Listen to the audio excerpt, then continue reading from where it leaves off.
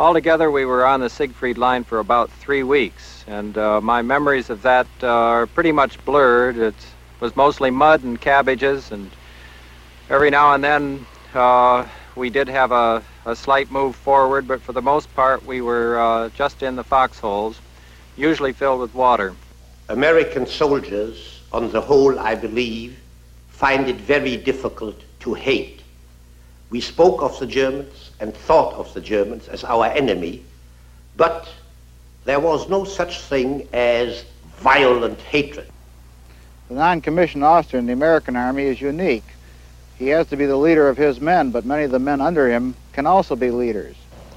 One of the chief problems that faces any replacement officer is measuring up to the opinions the men had of the officers that commanded them before.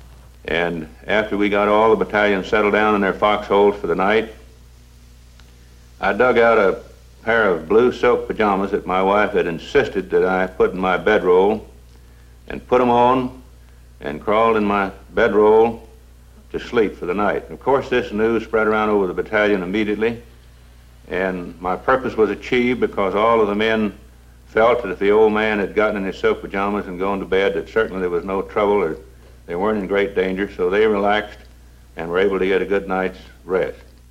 These are the men who served in the 84th Infantry Division, a division that distinguished itself in a series of critical engagements during World War II. Thus, this story could be the story of any infantry division where the uncommon virtues of courage, endurance, and self-sacrifice became the commonplace.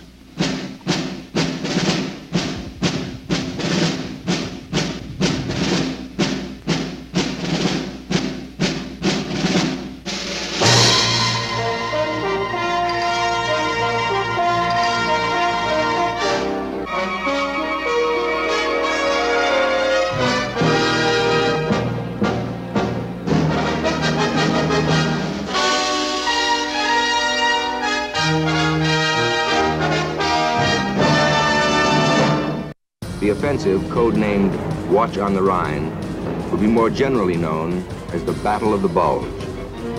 It was Hitler's last opportunity to achieve the initiative on the Western Front, and at least 28 divisions would be engaged in this desperate gamble.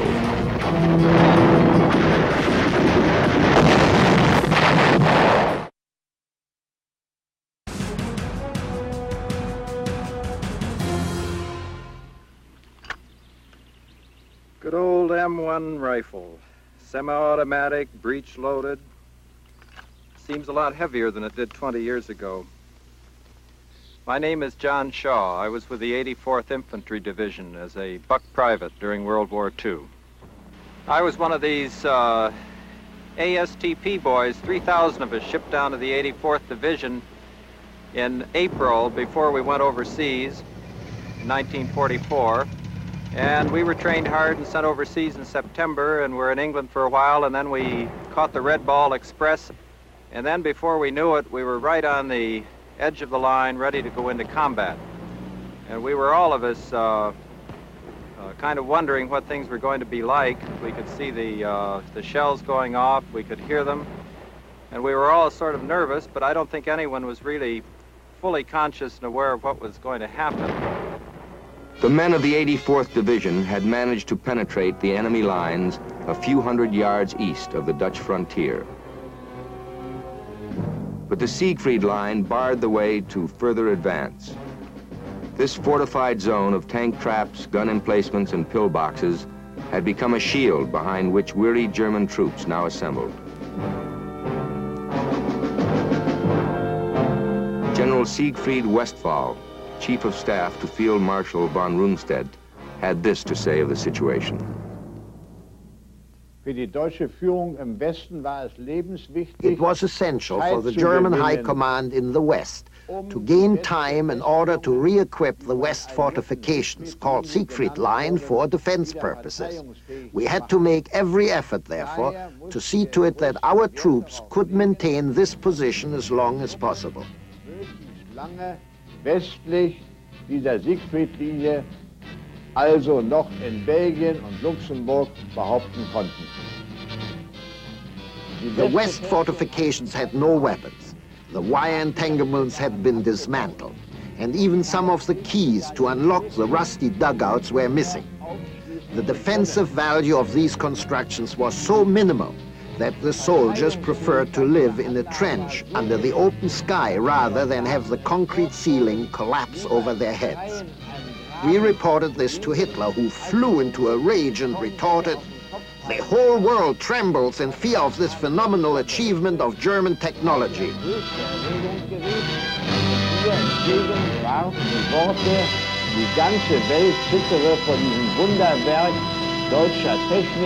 The 84th Division's immediate mission, part of a general offensive, was to crack the Siegfried Line at the town of Geilenkirchen, and then establish beachheads on the nearby Ruhr River. Beyond lay the main objective, the Rhine. I'm Lieutenant General Lewis W. Truman. During World War II, I was a colonel, Chief of Staff of the 84th Infantry Division, and Chief of Staff to Alexander R. Bowling, the Commanding General of the 84th Division. The intelligence which we received was of the very best. The individuals, clear down to the squad level, were indoctrinated, instructed exactly what their jobs were to be. There is no question but that we had very much confidence that we would be able to carry out this mission. I know also that the regiments, the battalions, the companies, and the platoons and squads had that same feeling of confidence. The 84th Division would be supported by the British on the left and the American 2nd Armored and 102nd Infantry on the right. Facing them were several Volksgrenadier divisions and a number of crack panzer units. At precisely 5 minutes to 7 on the morning of November 18th, an artillery barrage signaled that the attack had commenced.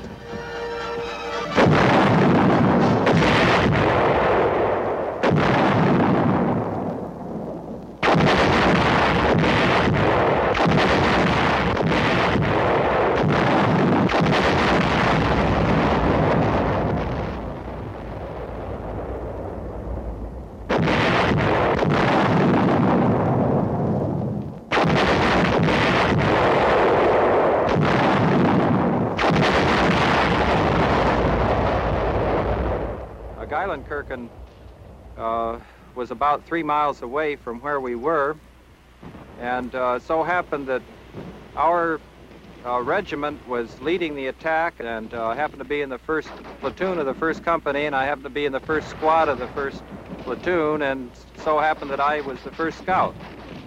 So I was first. And we came through a little woods and out onto a sports plots. So we shot across this clearing and into the outskirts of the town. And there was a trench there, and we walked up the trench, all of us feeling pretty happy at this point and pretty proud of ourselves for having gotten that far. And it seemed to me the whole company was strung out into one big line. And all of a sudden, a German in a window 3 blocks away opened up on our column in this trench with a machine gun. And of course, we all hit the dirt. And we just waited there for somebody to do something. Finally, a British tank lumbered up the street off to our side and fired 2 shells right into that window. And that was the end of that.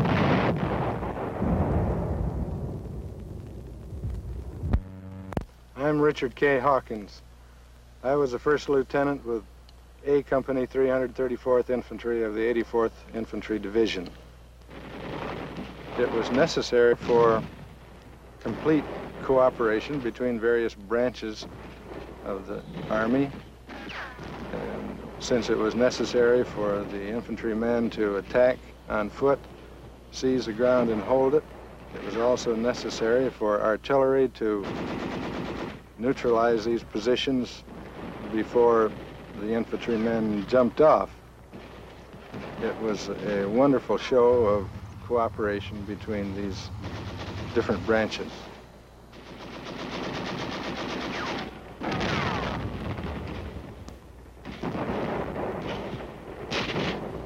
We got through Geilenkirchen and we started on the road that we thought was taking us right to Berlin.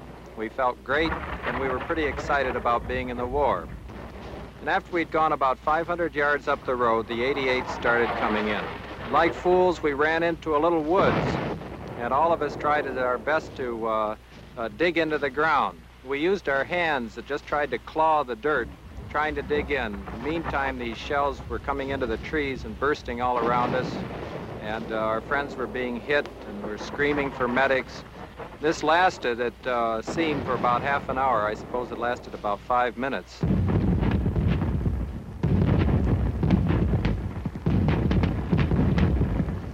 I am Fritz Kramer. I was with the 84th Division as a rather elderly soldier from my 35th to my 37th year. I do remember very clearly now the feelings we had, like all men who go into battle for the very first time. We were uncertain. We were very unsure of ourselves. We knew very well that combat was very different from training. And I remember this excitement, and I may frankly say, for all soldiers who may come after us, we were also full of fear. Not necessarily fear of the enemy, but fear of our own making it or not making it. How would we stand up? I think our general told us later that he had been praying in those hours when he committed the men he had trained for the first time for combat. I know now, and we all know now, that the battle went well and that our one regiment that was attached to combat-proven British forces did well, found the praise of the British, and we immediately gained an extraordinary increase in self-confidence. We had met the enemy, and while we certainly hadn't performed any great heroics, we felt our self-confidence greatly increased. I'm Donald Phelps. I was a sergeant in the 333rd Infantry of the 84th Division. We found that we could sneak up to pillboxes easily at night, hit and run. The biggest problem in this type of action was that the regular emplacements of the German army and the pillboxes had everything so zeroed in that all major road intersections were under constant interdicting fire.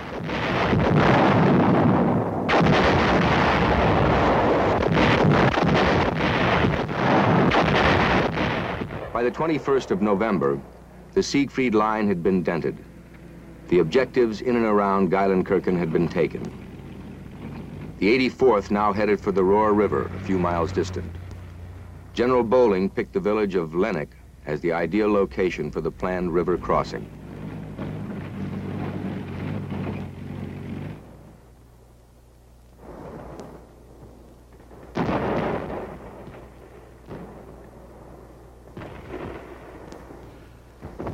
Before our actual combat experience, we always thought that engineers were people who came along after we passed through and repaired bridges and so forth.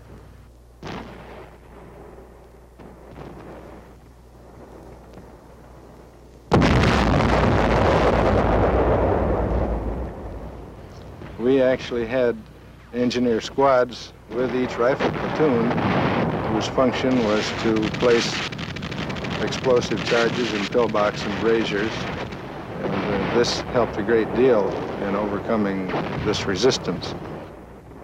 In the murderous frontal attack that followed, several discoveries were made. All sectors of the German Western Front had strict orders to relinquish as little German territory as possible. Every inch of ground was to be defended tenaciously.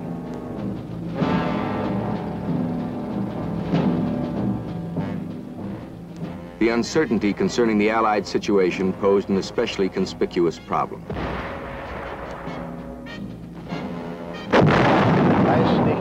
One never knows what the enemy has up his sleeve. One does not know for certain how strong he is. One does not know about his disposition. Many things can only be guessed. But there are certain impressions one does acquire. We were of the opinion that the American unit, excellently equipped and under good leadership, was headed for ultimate success, confident of victory. Besides, the command was prudent, advancing step by step and justly trying to avoid bloodshed wherever possible. Geführt, siegessicher dem Erfolg entgegensteuerte.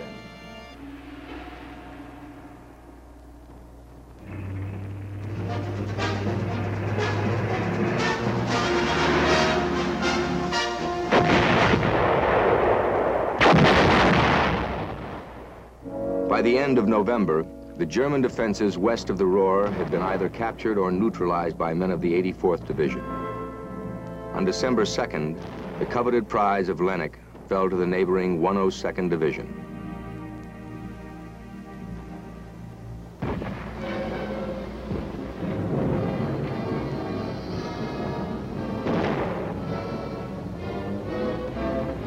To sum up the actions of the 84th Division in the Geilenkirchen area in the Siegfried Line, it had reduced or captured 8 strong points or villages. It had captured or destroyed over 112 bunkers. It had captured 28 officers and over 1,500 enlisted men. It had engaged 15 different kinds of German units, to include SS troops and Panzer units. And we might say, as an overall sum up, every mission had been accomplished.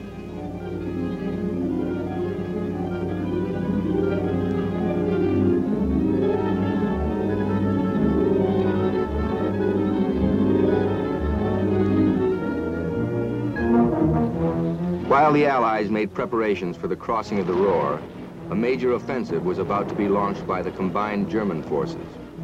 The offensive, codenamed Watch on the Rhine, would be more generally known as the Battle of the Bulge. It was Hitler's last opportunity to achieve the initiative on the Western Front, and at least 28 divisions would be engaged in this desperate gamble.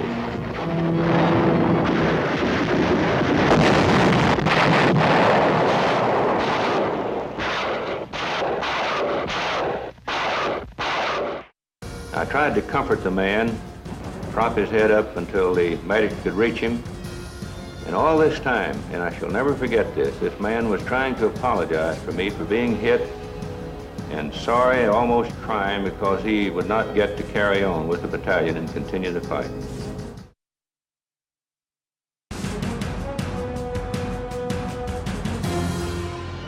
As the front bulged further westward, the principal road centers of La Rouche and Saint-Vith, Belgium, fell to the Germans. Bastogne was encircled and its capitulation seemed certain. Unless the town of Marche, Belgium, remained in Allied hands, it seemed probable that the Germans could take the River Meuse and sweep on to Paris.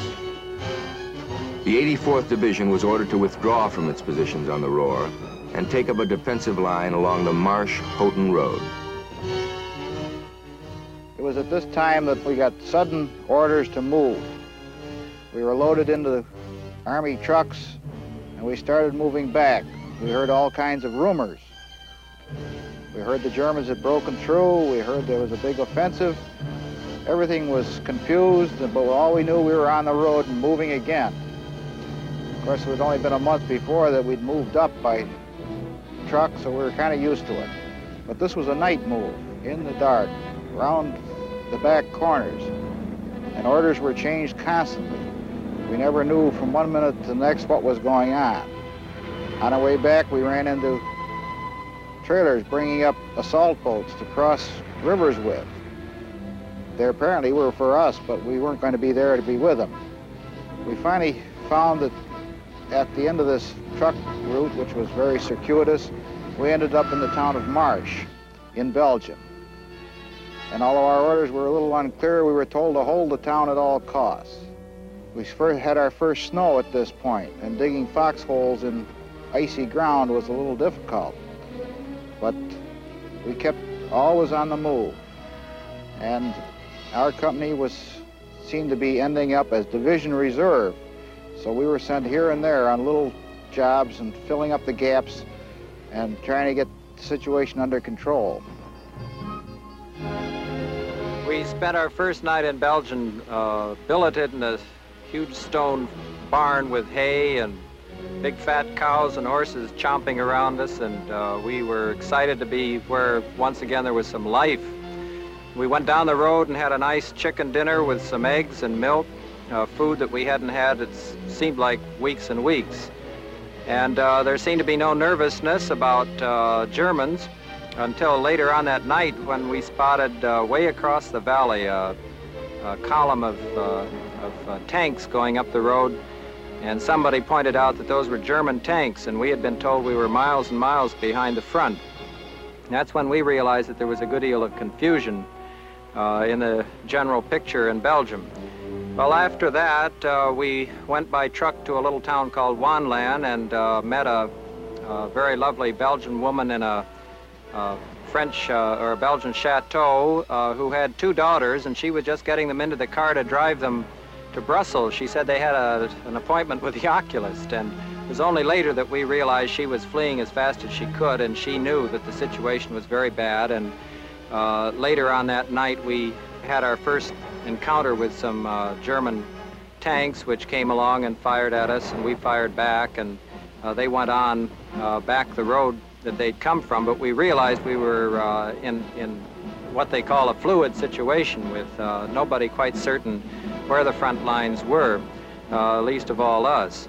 I'm Major General Bill Sutton, and I was a battalion commander in General Bowling's 84th Rail Splitter Division during World War II. I arrived at the rear CP of the 84th Division in Holland on the 20th of December 1944 and moved down with the division to Marsh, Belgium on the 22nd of December. To say that the situation was fluid is putting it lightly. In Marsh, Belgium, every other house was occupied by Germans, and there was firing up and down the streets.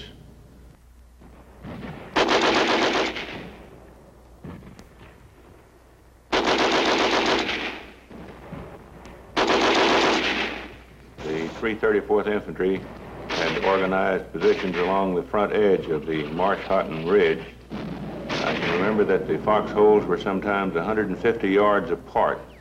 And they'd been dug in frozen ground, sometimes with the aid of explosives. The position was considerably overextended, and various pockets of German tanks and infantry existed all up and down the line. And during the day, the Germans had infiltrated tanks and infantry into a wooded area back of the front lines and in front of the reserve elements. And they were discovered quite by accident by a small unit going up to reinforce an attack. Took the wrong road and ran into this pocket of German tanks and infantry. And they backed off and reported this. The 84th Division Artillery fired on this pocket, which was pretty well defined, and they knocked out all of these tanks and killed several hundred Germans. When the artillery had finished firing, one battalion, I remember the 326, had only 6 rounds of ammunition left. We had other ammunition on the way, but no one knew exactly when it would get there, and it was a rather touch-and-go situation. There are many things imprinted on my mind that will make me always remember the kind of stuff our American soldiers were made of. One incident in particular occurred in the Ardennes during the Battle of the Bulge. We were advancing toward Bale, Belgium, and a mortar shell came in and wounded several men right close around me. There was one man that was almost in arm's reach of me, and I could see that he was hit badly with the back of his head practically blown off, and he was in a state of shock. I tried to comfort the man, prop his head up until the medic could reach him, and all this time, and I shall never forget this, this man was trying to apologize for me for being hit, and sorry, almost crying, because he would not get to carry on with the battalion and continue the fight. The Marsh-Houghton line, situated as it was at the extreme tip of the bulge, received the full weight of the German attack. Chance had placed the fate of this offensive in the hands of an American infantry division. For the men of the 84th, there was no question as to what must be done. See it next on The Big Picture.